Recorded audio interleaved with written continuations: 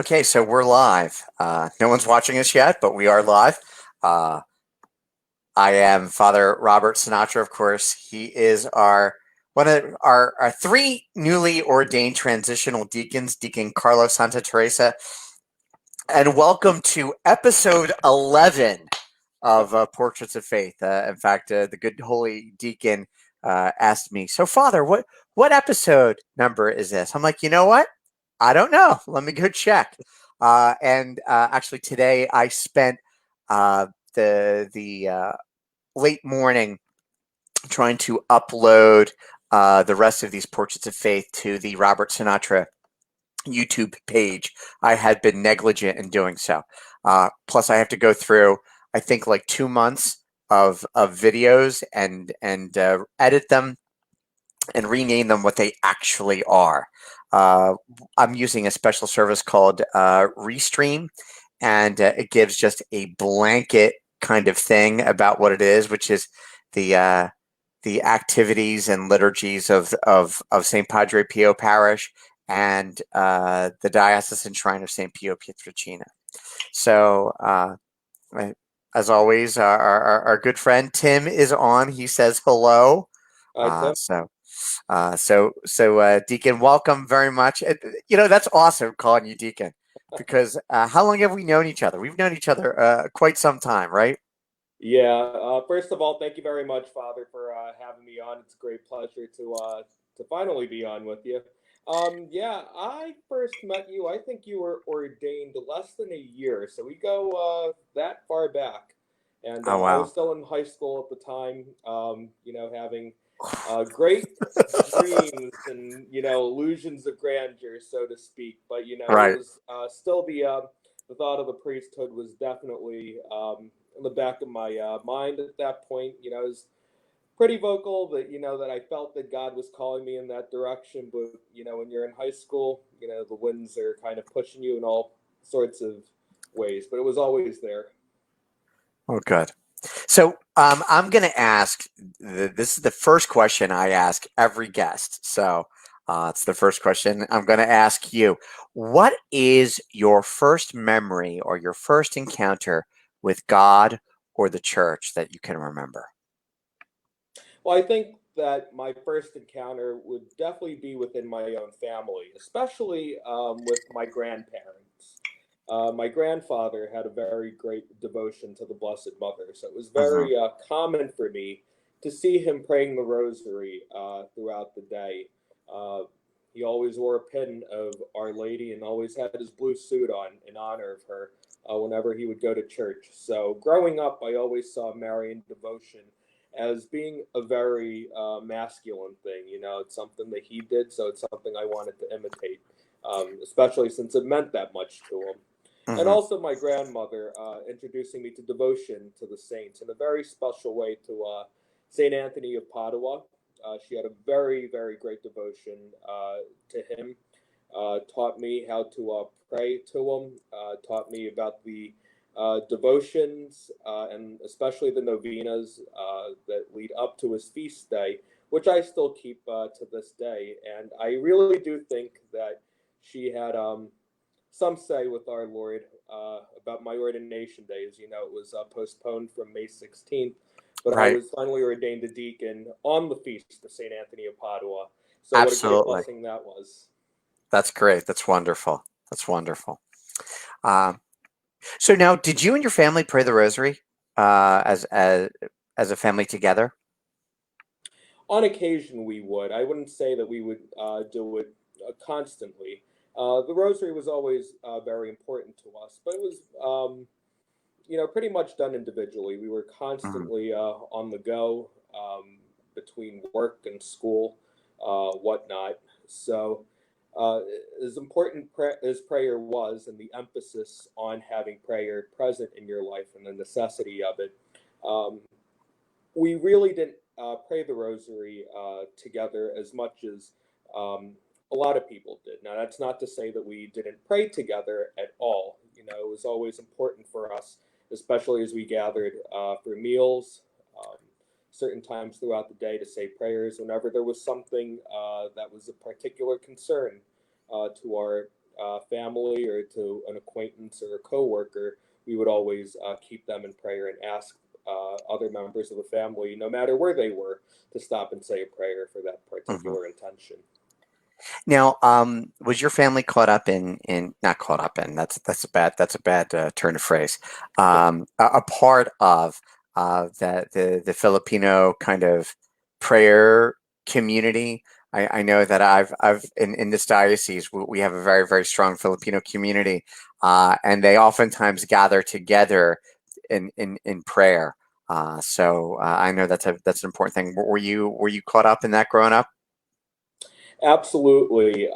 My family, we really got to know other members of the Filipino community through both religious as well as civic events that celebrated our Filipino heritage. And really, our heritage finds its fulfillment in our Catholic faith. And so, different events that involved the Catholic community, not just in the Diocese of Camden, but in the greater Philadelphia area, different events that would happen in the city of Philadelphia, or, up in Burlington County, as well as the Filipino devotions that were prominent, like the Misa de Gallo, the 9-day Christmas novena, leading up in preparation for the Great Feast of Christmas. Can you explain So, that to the people who may not know what the Misa de Gallo is all about?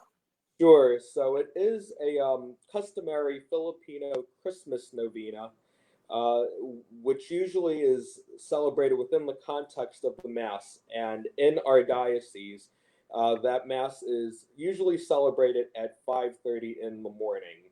Um, there's a couple parishes in our diocese. I believe there's about 4 or 5 of them that are celebrated at that time. And actually, that's still considered pretty late for Filipinos. You have to remember. Really?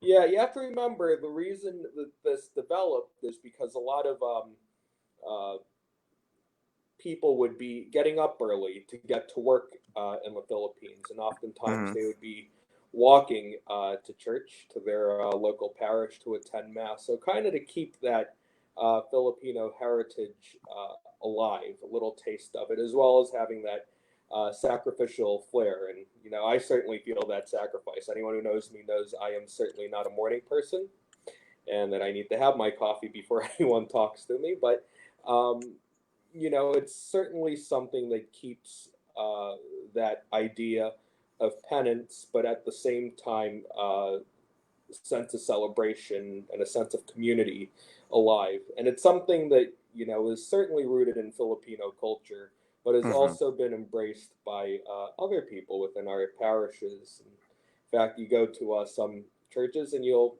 see that a lot of the people there aren't Filipino. Because it really envelops part of their spirituality as well. And that's the beauty of our faith, being able to share um, our heritage with others. Hmm. So, what is that? Is that the Filipino feast, the Misa de Gallo, or is what is like the quintessential uh, High Holy Feast Day for Filipino Catholics? Well, it really depends because you have to understand that a lot of our devotions are also very regional. So usually the Misa de Gallo is what is associated with Filipinos more often than not. But also you have the devotions like the Marian devotions, the Flores de Mayo, the Flowers of May, in which we honor Our Lady. And for Filipinos, we honor her under the different titles that you might hear in like the Litany of Loretto or different devotions. I know one of the big celebrations of it is done at the Shrine of St. John Newman in Philadelphia. And what they do over there is they take the different titles of Our Lady relating to the different nationalities of the neighborhood. So it started out as a Filipino thing, but then you incorporate everybody else and their own personal expression and love to Mary. So you'll see Filipinos with their different regional devotions, but then you'll also see the Polish community with Our Lady of Czestochowa, the Mexicans with Our Lady of Guadalupe, and whatnot. And then another major one is the Sinulog celebration that is native to the island of Cebu. And what that devotion is a devotion to this miraculous image of uh, the infant Jesus, which looks very similar to the image of the infant of Prague, except this image is dark skinned. And it was given as a gift from Magellan during the Christianization of the Philippines. And it has helped the people of Cebu through a lot of trials, especially when it came to threats with weather, so natural disasters and things like that. So that's always a huge celebration. Um, Festivals and dances are big.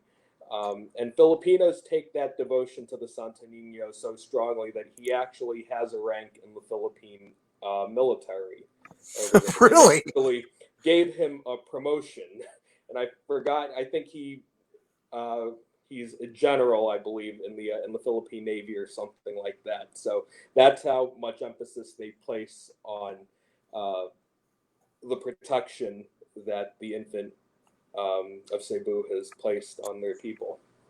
Well, that's great. So this was kind of like your family growing up, praying together, participating both culturally and religiously in Filipino culture. So, what was your faith like? Faith. I know we talked about your roots and your foundation. How did that express itself as you were growing up? So what was that like for you like in grade school as a teenager? And living your life and being so strongly connected religiously and socially to Filipino culture. Sure. Well, it was always prevalent. You know, my Catholic faith was always at the center of my life. So much so that a lot of my classmates knew I was going to go down this path one day. And whenever something would come up in religion class that they wanted something expanded on, they would ask me to help them out. As I would ask them for help with other subjects. Um, but it was always something that motivated me to be more active in parish life, to be more active in something going on with the lights here. This is not a lie detector test. My halo's going off. But it really motivated me to take an active role in parish life as well as anything that dealt with the faith um, Hmm. within the parish or outside of the parish, and even if that dealt with civic issues, especially the right to life or Catholic education or whatever it is, stressing the importance of our faith and how we should be allowed to express our faith publicly. Something Hmm. that I've held dear for many years and something that I continue to strive for now. I remember when we were talking many years ago when I first met you. You talked about the influence that Monsignor Tracy had on your life growing up. Can you talk about that a little bit? Sure. Well, Monsignor Tracy was the really the first experience I had of a priest. Monsignor was our pastor at St. Peter Celestine Parish in Cherry Hill, um, and he was really the first person who came up to me and asked me to think about becoming a priest. And I was a little kid at the time. I was about 4 years old, and I remember just sitting at mass one Sunday with my family, watching him and observing him and thinking that there was really something different about him, and it wasn't the outfit, it wasn't the fact that he was um, up there saying all the prayers that we needed to respond to. Um, but it's something about his personality, something about the love that he had for the parishioners, and the fact that he took the time out to really uh, get involved in their lives. He knew all the parishioners, their names and their situations, and he took the time to take care of them,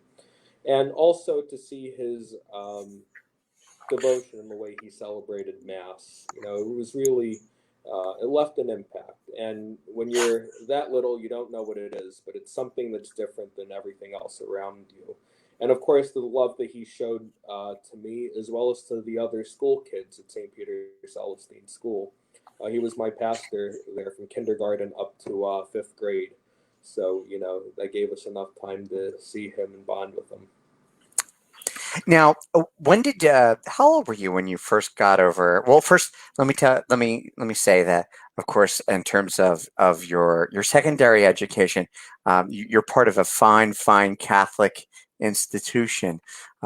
You two are an alum of Camden Catholic High School. I'm Um, proud of it. Amen. Faith, honor, loyalty, baby. Faith, honor, Absolutely. loyalty. Um, so I know when I went to Camden Catholic, it's a unique experience, um, in terms of just meeting different people from different backgrounds, but still very much, it has its own spirit, and its own, I don't want to say its own theology, but it's got its own way of engaging the faith. What was your recollection and impression of your time there? Really, just in Catholic education in general, and Camden Catholic in particular. Sure. Well, my memories of Camden Catholic were all very fond memories. Um, Going from a class of about 23 kids to a class of, close over 100 kids was certainly earth shattering for me. I remember feeling kind of suffocated my very first day of high school, but Hmm. eventually, finding my niche in everything. And again, uh, Catholic faith was still very central to my life, and I found it to be very, very encouraging, to see how many of my schoolmates also cherish the faith, but also how a lot of people who didn't share my values, how they sort of what do you call it, challenged me to think beyond my comfort level, which really, I suppose, rooted the pastoral aspect, understanding that people don't necessarily come from your mindset. Some people might question it, but at the Hmm. same time, I just remember people's views being very respectful, but at the same time, there were challenges. You're fighting um, a culture that's contrary to your own personal beliefs, and you have to sometimes fight to keep that faith. That's not a reflection at all on the high school; it's a reflection on the culture in which we were living in at the time. Hmm. But at the same time, still finding a lot of encouragement. With a lot of my schoolmates, many of whom have congratulated me at my ordination, as well as having good examples over there. I'm sure you remember good teachers like Deacon Jim Rocks, and having Hmm. good holy priests who cared about you, like Monsignor Andy Martin, and at the time, Father.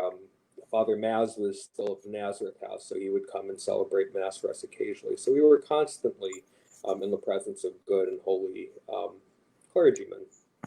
Yeah, the old convent for the Sisters of Mercy at one point became what was known as the Nazareth House, um, which was the quote unquote headquarters for the Office of Vocations, and kind of like our clubhouse. It was our hangout, with Father Zolak and Father Maz. It was just really, those were great times. Those Yep. those were great times. Those were very good times. Now, how old were you when you came over to St. Peter's in Merchantville? I was in my junior year of high school, so I had to be about 16 years old, and I was actually invited by one of my classmates, who was a parishioner at the time, for the closing mass of, lo and behold, the feast of Saint Anthony of Padua. So it's the last night of the novena.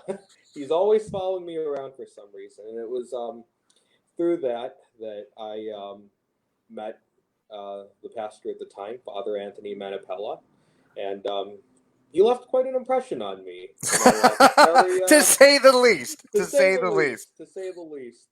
But something that struck me about him, his love for the Catholic faith, his love for liturgy, Mm-hmm. to really see how much he was willing to invest um, in things to ensure that we gave our very best to the Lord through our public act of worship. And I could tell that by his own personal sanctity that the rest of the parish sort of followed suit, Mm-hmm. to see how a lot of the people there were so in love with the faith. And, that's not to say that the people beforehand weren't in love with their faith, but, to see it, consistently at the parish level, and to see how invested they were in each other's lives and ensuring that the Catholic faith remained at the center of pretty much everything they did. How the parish was the center of a lot of their social activities. That was a moving thing, and it drew me and it attracted me to that parish. And so it was about my junior year that I made the jump over to St. Peter's, which I proudly call my home parish. Mm-hmm. So, and of course now, that was at that point that you started to be like the super altar server, right? Something like that. I started taking on a lot of the reins of being the master of ceremonies for a lot of the parish masses, especially on major feasts Mm-hmm. like Christmas and Easter. Corpus Christi was always a big celebration there, so trying to get the logistics of that um, down, that was always something that showed me how on top of things a priest has to be when it comes to liturgy. That liturgy really doesn't just fall into place. There is hard work that is Mm-hmm. involved with it. But again, it's all a labor of love because we know that we're doing it for the Lord and we're doing it to deepen the faith of the people of the parish. They're asking you to talk a little bit louder, uh, Carlos. So Sorry about that. I apologize. I can hear you okay because I got the headphones. So Okay, that's the usually people are telling me to, tone it down, so I'm not used to being told to speak up. But I hope this is a little bit better. okay. How old were you? Do you think when you first thought that you might want to be a priest? The first time the thought really came to my mind was when I was 4 years old. So you could say it came really early. And once again, it came through that experience of watching Monsignor Tracy at the altar, as well as seeing him around the school, the way he interacted with parishioners, the way he interacted with school kids. It was something mysterious about that, almost superhero like. And, you wanted to know more about it. And, I wasn't the only person who thought that way, but it never really went away as I got older. Um, you know, the mystery behind who a priest is and what the priest does never really went away. And it's something that, I grew to love, to appreciate, and to want a little bit more. So I really do believe that it was rooted in those very early ages, around the age of 4 or 5. Okay, I'm just double checking to make sure that we do have sound. Someone says that there's no sound. Let me hear what's going on here. Where is this? Okay. Anybody else? Are there is there sound, guys, or is there an issue? Let me know if. Let me see. I'm trying to. Why we're? Oh, you know what? I set this up earlier in the day. That's what happened. That's what happened. Uh, That's what happened. So I have to go. Here we go. Let me see. All right. Yeah, we got sound. We got sound. All right. is So that Mike, how I really sound like when I laugh? sometimes.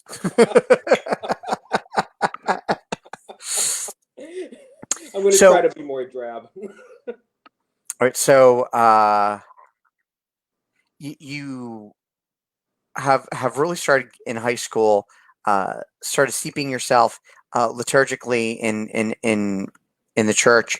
uh, and it comes time to graduate. So, what is it for you at that point in your life? What's the decisions that you're trying to make?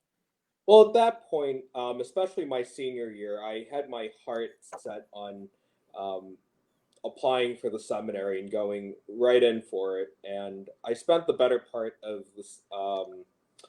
the spring semesters applying and doing all my interviews and doing all my evaluations. And I was pretty much right there on the cusp of getting my answer. But as I got closer to graduation, I just didn't feel like it was the right time. I don't think the maturity level was there. I don't think that, the level of commitment that I wanted to give to it was there. Uh, so I just opted to go and say I wanted to see what else I might be good at. Explore other interests. Maybe as a backup plan in case I did go to the seminary later and it didn't work then. At least I had something to look back to. So by the time graduation came by, I opted not to enter. I withdrew my application and I started my time at Camden County College the following fall. And what was your major going to be? I was kind of all over the place when I was there. I pretty much got all my prereqs in that I needed to, figure something out. There were a couple things that I wanted to do. I did take some philosophy classes, which I'm happy transferred over when I finally did go in. But I was leaning towards becoming an English teacher. So I wanted to major in English, which anyone who's ever read any of my papers, they would laugh hysterically at that. But that was something that I thought about. I had a great love for reading. I enjoyed writing. So that was something I thought that I wanted to go to. And even if I didn't teach it, it would be something that I wanted to do as far as Hmm. literary things were concerned. Now, as long as I've known you, you've always been kind of faith filled. Was there any challenges in your faith growing up at all? Any challenges at all? Any struggles that you'd feel comfortable talking about to the good listeners Right. right now? Well, I can't really say that I had any struggles per se. I always thought of myself as a good Catholic, at least someone who was striving for holiness. Hmm. Um, that God was always important, but the early days of high school, it became challenging when people would bring up issues that at the time you didn't have an answer for, and it made you think about why you believe what you did. Hmm.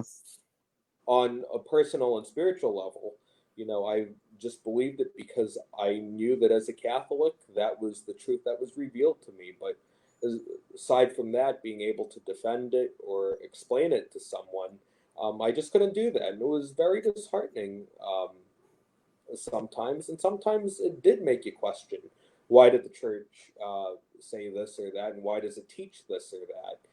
Not saying that the church was wrong, but, why would it say something about an issue like this? And, especially if there are different ways an issue can be argued, at least on the secular level.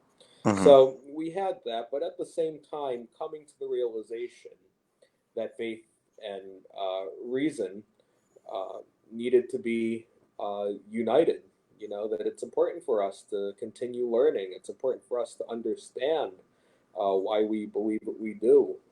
It's not just something that um, we made up. It was something that was revealed to us by God, and He gave us the capacity to know and to learn why. We might not learn it perfectly, but we're just striving for holiness, and we aren't perfect. And being able to come to that realization really helped me Hmm. to go to where I needed to be. So, what do you think the turning point was to say, "Hey, I'm ready to kind of to do this, to jump in with both feet"? Well, during those days at Camden County College, no matter what I tried to do, the idea of the priesthood would always be coming back.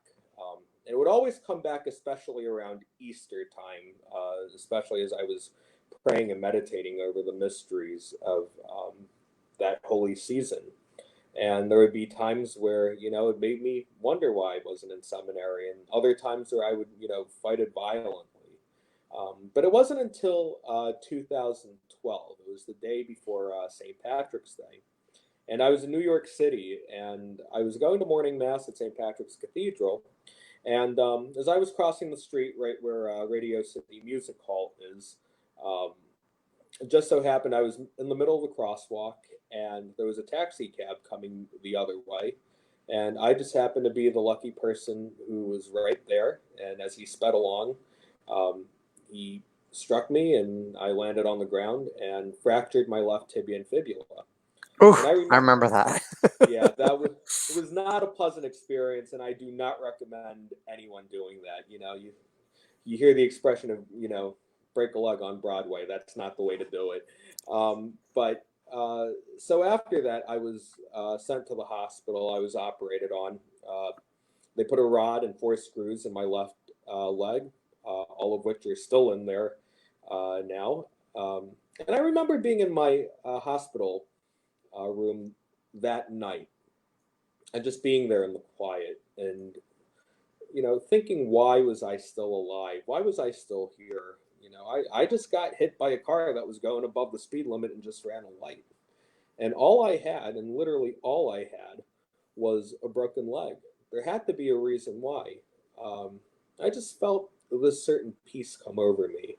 And, I heard those words, that I've heard time and time again, but it had more meaning, and that was follow me. And I knew at that point, I knew what I had to do. There was a reason Mhm. why I was still here.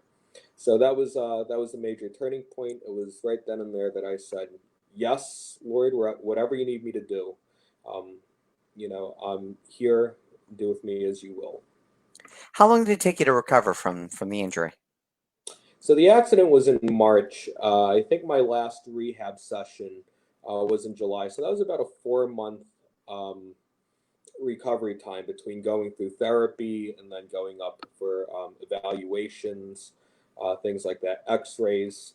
So it was about a 4 month span, and um, it wasn't exactly pleasant having to drive back to New York on pretty much a monthly basis to be checked on by the doctor.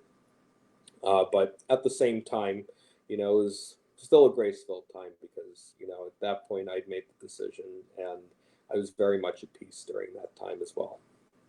Good. Well, somebody's asking a question ahead of time, so we'll just pop this up here real quick and have you answer it. So, Bonnie asks, "Is a priest similar to oh, is a deacon similar to a priest, and are deacons allowed to get married?" So you handle that one. Sure. Well, the deacon is the first step to holy orders. So, in order to become a priest, you have to be ordained a deacon. Like a priest, a deacon does enter into the clerical state. He is a member of the Catholic clergy, and he does have functions of ministry. He's specifically instructed to proclaim the gospel at mass, to to preach, to assist the priest at the altar, and he's pretty much the one who gives the commands at mass. Like, and we're not in a time of pandemic. He would be the one to tell the congregation to offer the sign of peace.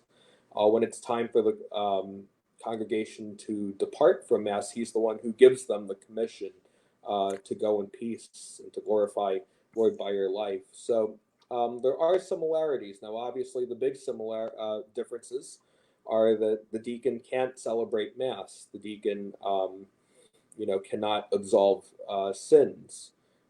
He cannot anoint the sick. However, there are certain things that a deacon can do that a priest can. For example, he can baptize those who need to be baptized sacramentally. He can go and distribute Holy Communion to those who are homebound.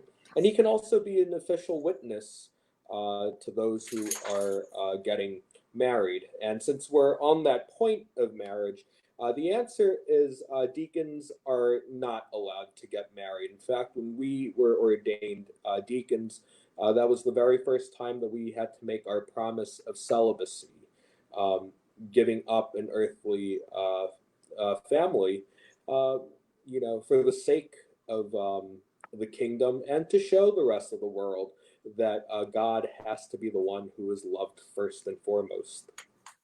And so, Carla, what is the difference between a transitional deacon and a permanent deacon?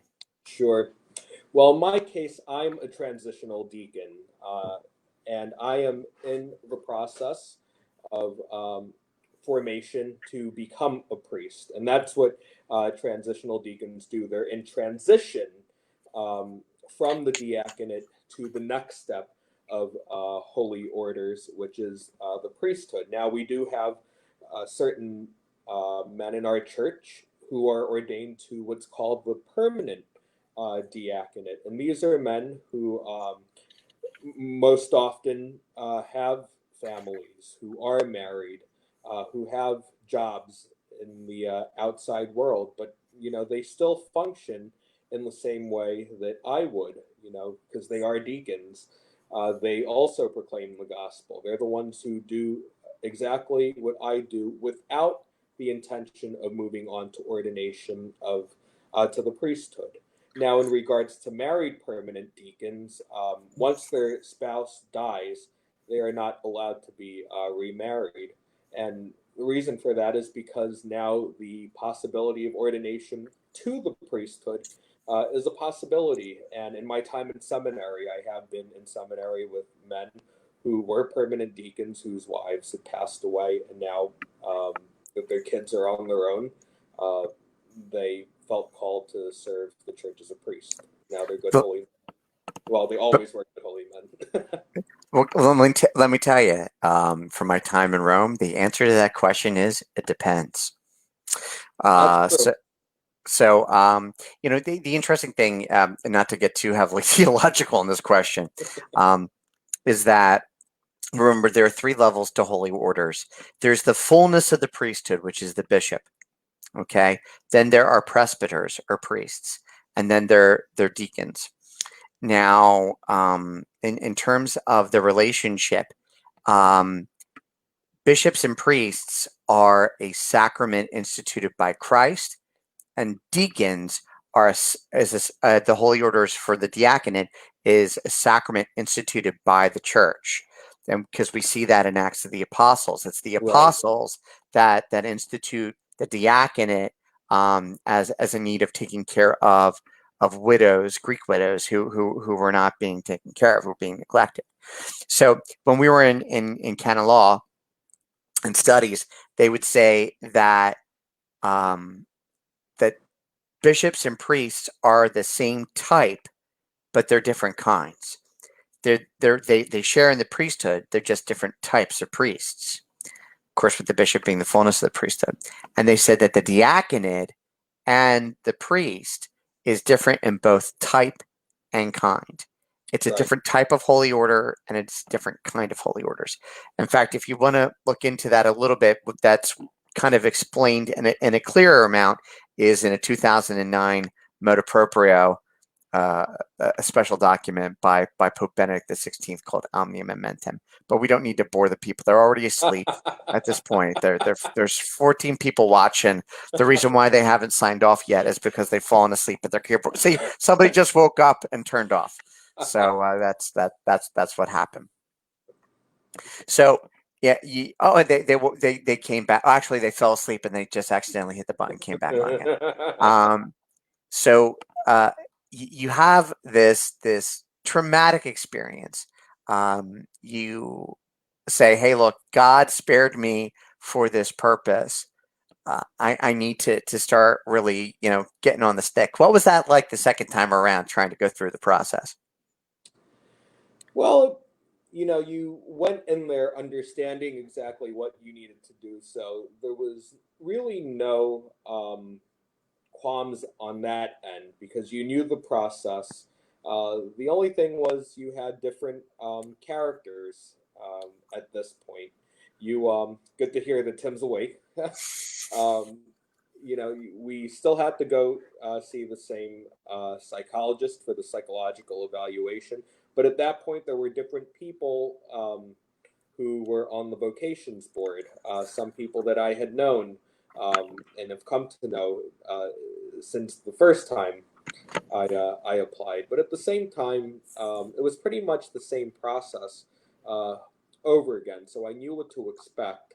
Hmm. I really think that the only nerve-wracking thing was, just waiting to hear whether or not the bishop accepted my application, because that was the part of the first go around that I didn't make it to. So that was, I think, really the only nervous part of it. But it was a great sense of relief and a great sense of joy when I got the okay.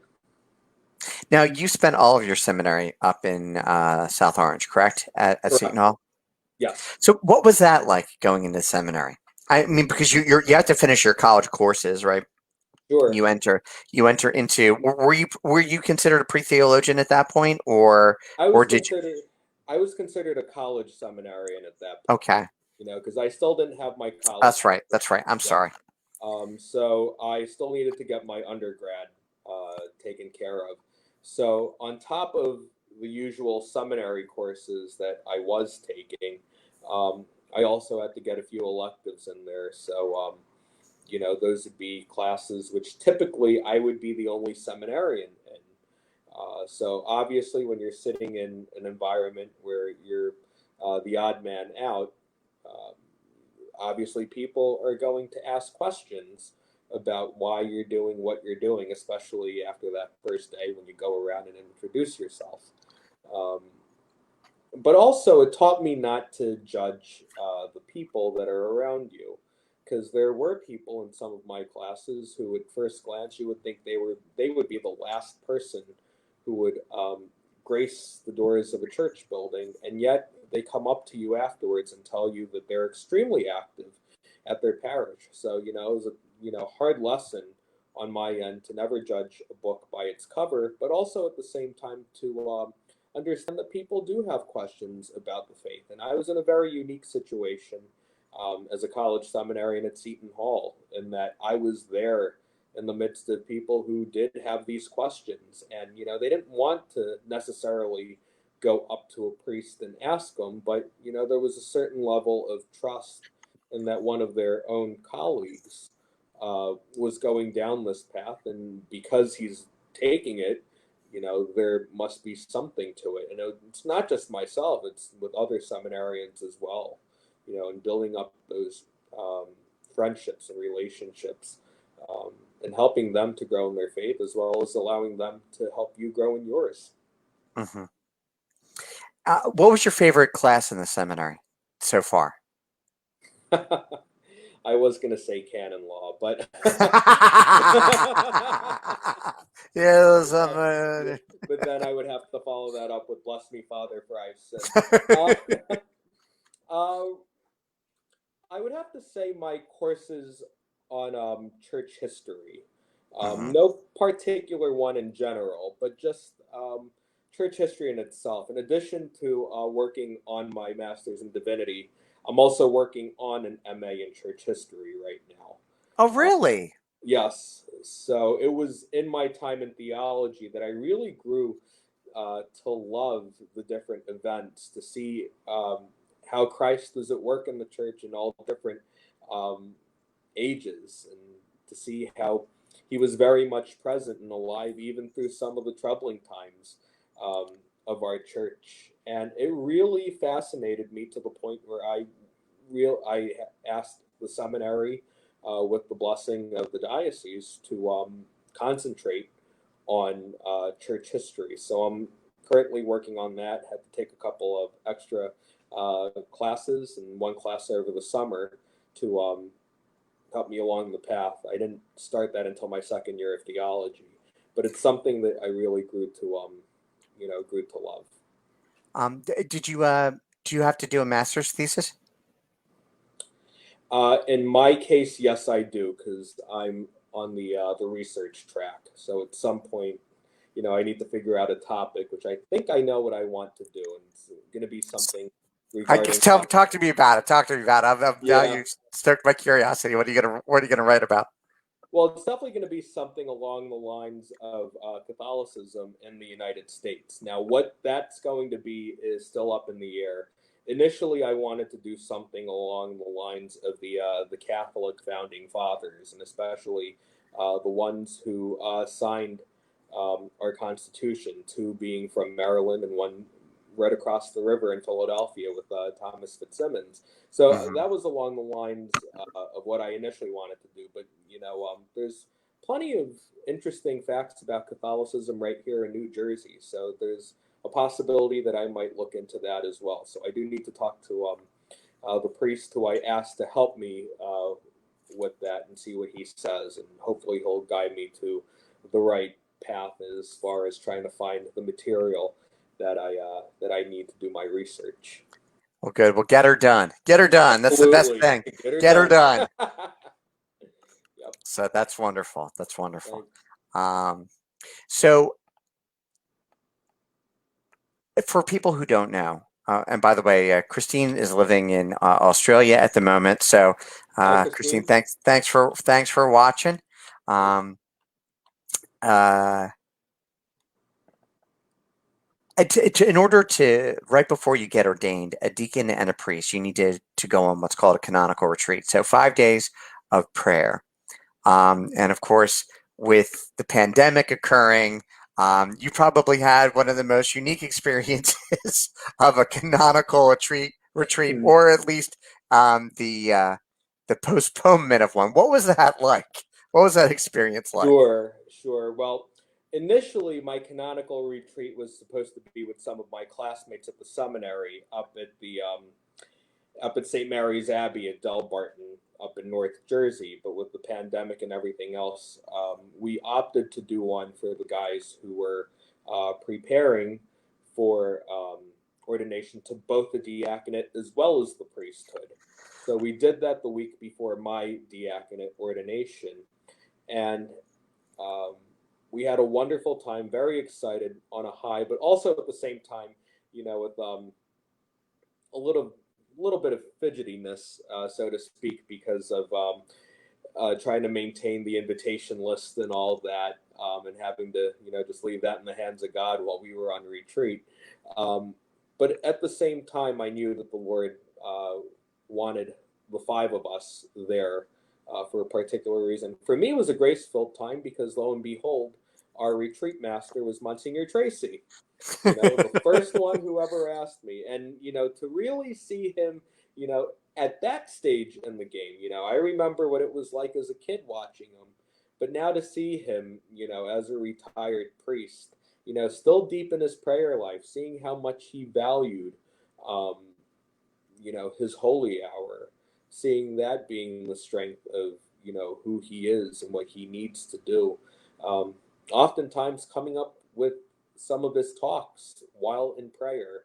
And that was very meaningful to me. It was a very rare moment where I would not see him in the chapel, especially before one of our talks. So it was Hmm. very inspiring, and to see, the depth of commitment and fraternity that all of us shared during that time. It was really, really a grace filled time where all of the cares of the world, were sort of put aside for, a little while. And, we were able to literally withdraw from the world and be with the Lord. Hmm. And now I won't say the one thing. I, I was I was going to say Carlo was in desperate need of a haircut when it came time for his diaconate ordination, which he thanks be to God did get. So Yes. Yeah, it I started was not going. a I whole life thought it of was its just own. hey, it's been rough. It's been rough on us all. So what was your ordination like for you? What were your experiences of that? Your diaconate ordination. I remember being very excited about it. I remember being in the rectory with myself and Deacon Paul Abrascato and Deacon Steve Bertonazzi. Just being in there, trying to remember what our responses were for different things that we would be asked. But I felt very much at peace. I knew that, that's where God had led me to, and Hmm. that He wanted me there. And, the whole Mass was just, I remember it just being absolutely, absolutely beautiful. Um, to see my family there, to see the families of the other two deacons there, and the different parts, especially within the ordination, right, being particularly moving, especially lying prostrate on the floor. There were a few things going on with my mind. The first thing was, oh no, my amice is tied on too tightly. Breathe slow and breathe deep. Uh, so a little By the way, piece of the amice advice. is the little white cloth that goes around your neck that prevents Exactly. sweat stains. It's also the helmet of salvation, and as part of the vesting process. Exactly. And to put that on, there's strings that go around, your chest. And apparently I had tied it on just a little too tight. And it caused a little bit of breathing problems at first. But after a while, I got my groove and we were okay. But aside from that, just being there and listening to the people around me, uh, interceding to the saints for me at that moment, and knowing that the saints in heaven were praying for you as well, and hearing Hmm. the names of the saints who you've really used as examples. The Saint Peter, the patron saint of our parish. Names like John Paul II, whose example touched all of us.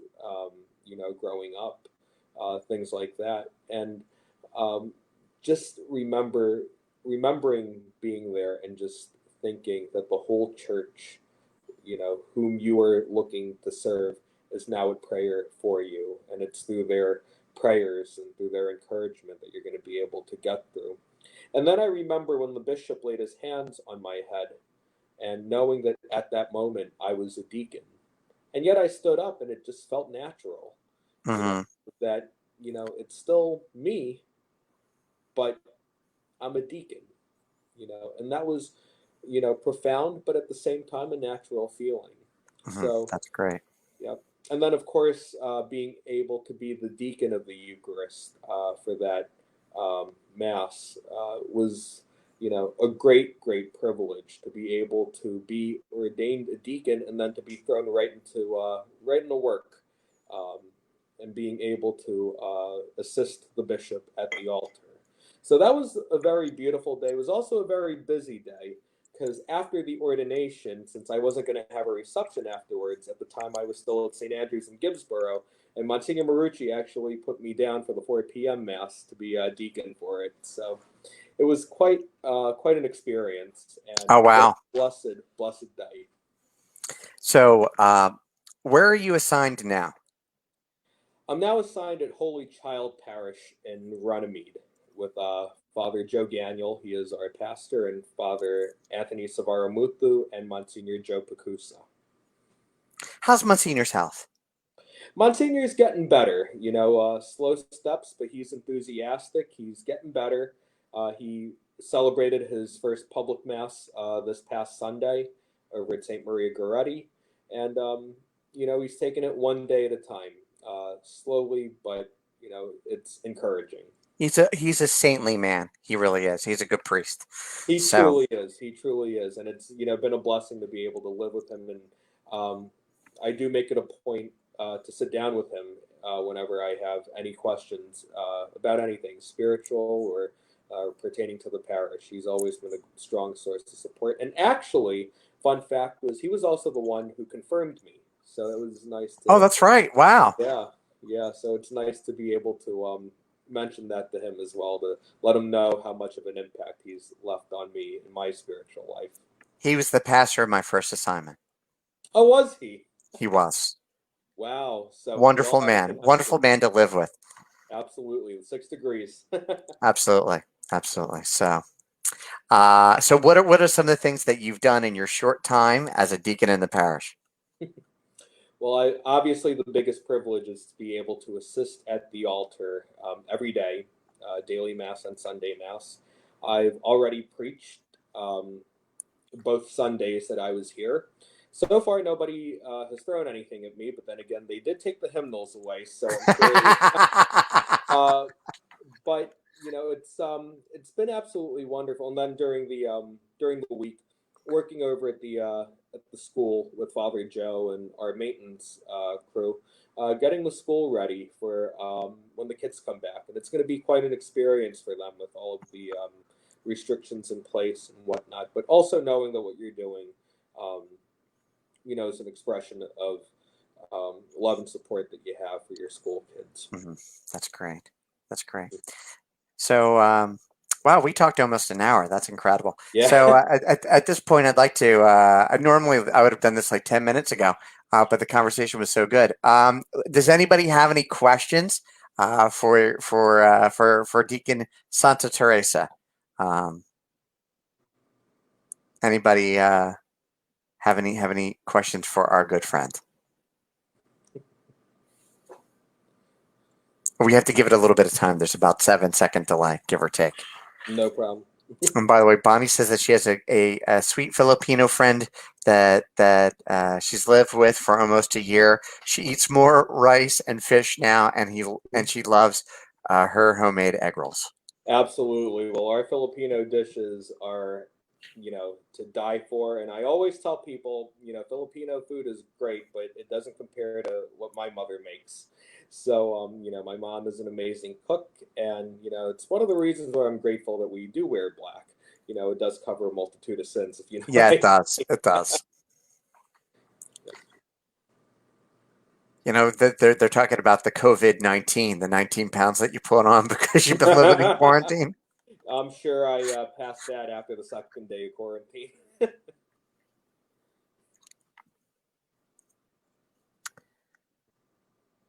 No questions? Nobody really? No questions for Deacon. So, when do you head back to school? We're supposed to head back the week after the Feast of the Assumption. And again, with all of the restrictions in place, the schedule is going to be different. Now, as a deacon, my requirement is to be home in the diocese, and in my case, here at Holy Child on the weekends and whenever we're home on break. But because of everything with COVID, we're actually going through the fall semester nonstop. Usually we have a long weekend, which is our fall break in the middle of October. We're going to be working Mm-hmm. right through that. And right after Thanksgiving break, we're pretty much just down here in the diocese. We are not allowed to return to Seton Hall. Um, and at that point, all of our classes will be done online. All of our finals will be done online. So it'll be interesting to see how all this works out. Yeah, I'm sorry. Batman was looking at something, and I have some wireless microphones in my office now, and I wanted to make sure he didn't eat one. I was So, about to say Batman's Paradise. okay, so oh, Janice professes her great love for you. Okay, so Love you here's too, Mrs. Bertinazi. okay. So Bonnie asked a question. I talked about saints. Will Mother Angelica ever be canonized, in your opinion? Well, obviously, it's not for any of us to say, but in my personal opinion, I really do think that she will be a saint. Um, just because of the impact that she's left, and I'll just speak for myself personally. EWTN was a huge part of my faith life and me growing with my faith. Um, a lot of the stories of the saints, a lot of my first interests in sacred scripture and theology came from the different shows that were done through the work and the generosity of Mother Angelica. And the fact that she took that commission of our Lord to go and teach all nations and literally did that through means of media, I really do think that her work and her perseverance to be able to ensure that the gospel would be proclaimed to all parts of the world will definitely be recognized as one of uh, heroic virtue and of sanctity. So, God willing, one day she will be canonized. In the meantime, we simply have to pray that in the church's wisdom they move as needed. Mm-hmm. So Joe got here late. Are you a deacon in our diocese, and which seminary are you attending? So yes, I am a deacon of the Diocese of Camden, and at the moment of my diaconate, that was the moment that I also became incardinated into the diocese. I hope I got my canon law correctly on that You one. did? You did? See, I was awake for that part. And right now, I'm attending Immaculate Conception Seminary up at Seton Hall University in South Orange. So it's a little bit of a sacrifice having to live around so many Giants fans, but we do make that sacrifice out of love for God and love for the church. And there are You'll make good, do. You'll there are make do. good few good Giants fans up there, but. So, now, what's your timetable to get everything finished in terms of like degree? Now, what degrees will you end up with? I know you'll definitely get a master's in divinity, right? Yes. Will you So will you, I will you get an MA in theology as well, or no? so I will be getting my MDiv as well as my MA in ecclesiastical history, and I'm Okay. working to figure out a way where I can get that done at the same time I get my MDiv done. So I'm taking extra classes, um, more classes than some of my classmates are taking to ensure that I do that. So at the moment, I'm definitely on track to get both at the same time. Um, the MA, though, especially if the workload does get to be a little brutal in the spring, we'll work something out where I can get that done at another time. And the seminary, thanks be to God, um, they bend over backwards to ensure that you have the best possible um, program and done in the best amount of time. Take it from personal experience. Get it done before you leave. Um, Absolutely, that's the game plan. Trust me. Bonnie asked another question, asking if you can administer the sacraments, and she's talking about Holy Communion. Um, go ahead. Sure. So I can definitely distribute Holy Communion. And as a deacon, my specific role is to be the minister of the chalice. That's why you see during the doxology, when the priest says, through him, with him, and in him, um, if there's a deacon there, the deacon is the one who holds the chalice containing the precious blood at that moment.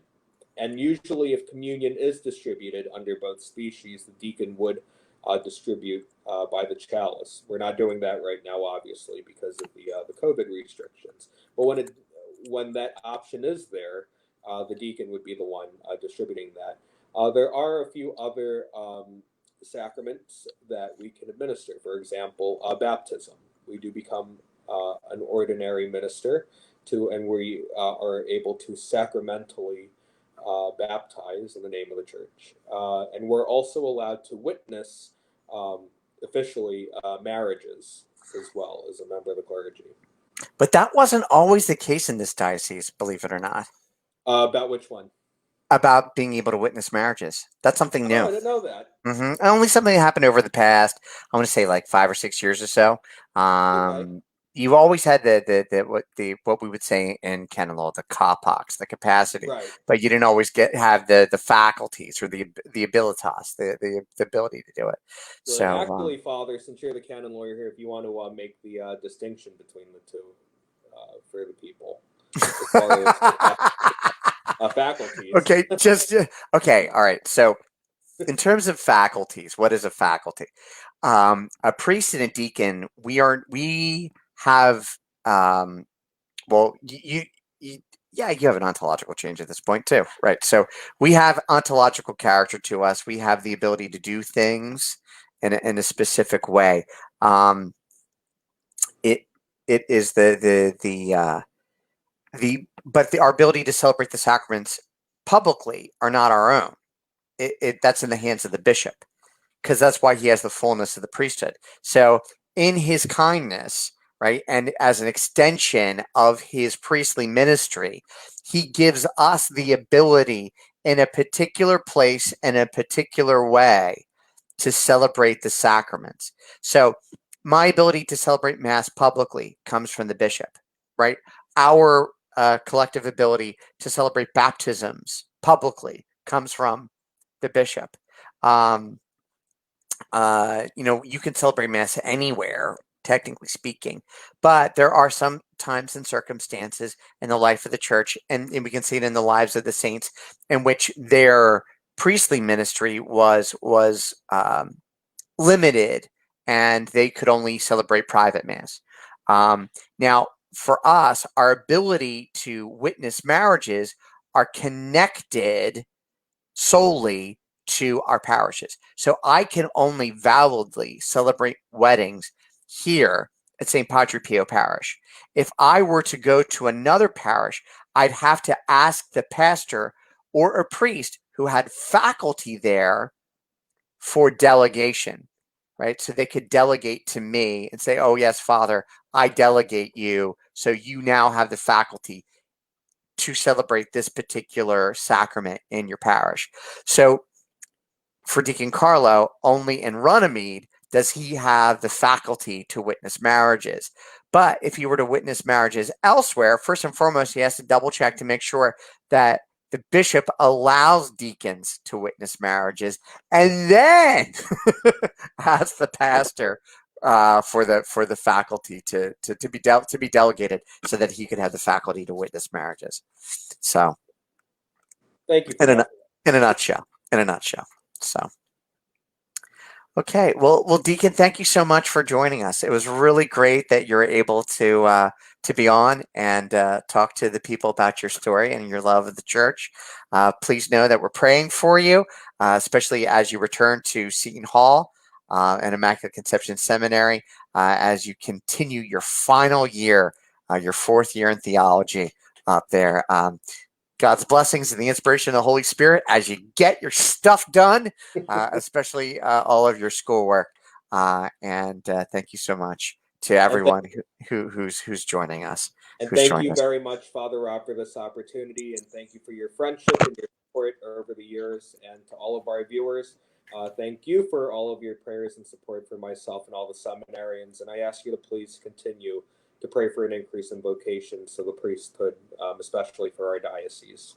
Amen. Amen. So, on behalf of the Reverend Mr. Carlo Santa Teresa, I am Father Rob Sinatra. This is Portraits of Faith. Have a great evening. God bless you all. God bless everyone. Good night.